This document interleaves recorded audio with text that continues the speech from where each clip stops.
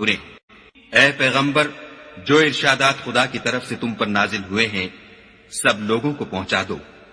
اور اگر ایسا نہ کیا تو تم خدا کے پیغام پہنچانے میں قاصر رہے، یعنی پیغمبری کا فرض ادا نہ کیا، اور خدا تم کو لوگوں سے بچائے رکھے گا۔ بے شک خدا منکروں کو ہدایت نہیں کرتا۔ کہو کہ اے اہل کتاب، جب تک تم تورات اور انجیل کو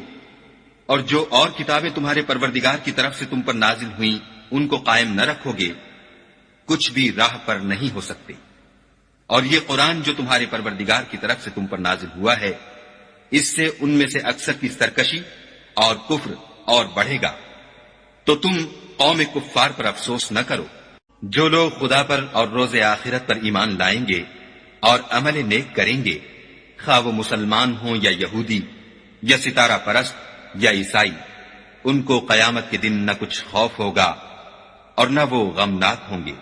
ہم نے بنی اسرائیل سے عہد بھی لیا اور ان کی طرف پیغمبر بھی بھیجے، لیکن جب کوئی پیغمبر ان کے پاس ایسی باتیں لے کر آتا جن کو ان کے دل نہیں چاہتے تھے، تو وہ انبیاء کی ایک جماعت کو تو جھٹلا دیتے اور ایک جماعت کو قتل کر دیتے تھے، اور یہ خیال کرتے تھے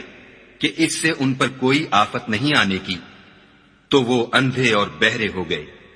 پھر خدا نے ان پر مہربانی فرمائی، لیکن پھر ان میں سے بہت سے اندھے اور بہرے ہو گئے، اور خدا ان کے سب کاموں کو دیکھ رہا ہے۔ وہ لوگ بلا شبہ کافر ہیں جو کہتے ہیں کہ مریم کے بیٹے عیسیٰ مسیح خدا ہے، حالانکہ مسیح یہود سے یہ کہا کرتے تھے کہ اے بنی اسرائیل، خدا ہی کی عبادت کرو جو میرا بھی پروردگار ہے اور تمہارا بھی، اور جان رکھو کہ جو شخص خدا کے ساتھ شرک کرے گا خدا اس پر بہشت کو حرام کر دے گا، اور اس کا ٹھکانہ دوزخ ہے، اور ظالموں کا کوئی مددگار نہیں۔ وہ لوگ بھی کافر ہیں جو اس بات کے قائل ہیں کہ خدا تین میں کا تیسرا ہے،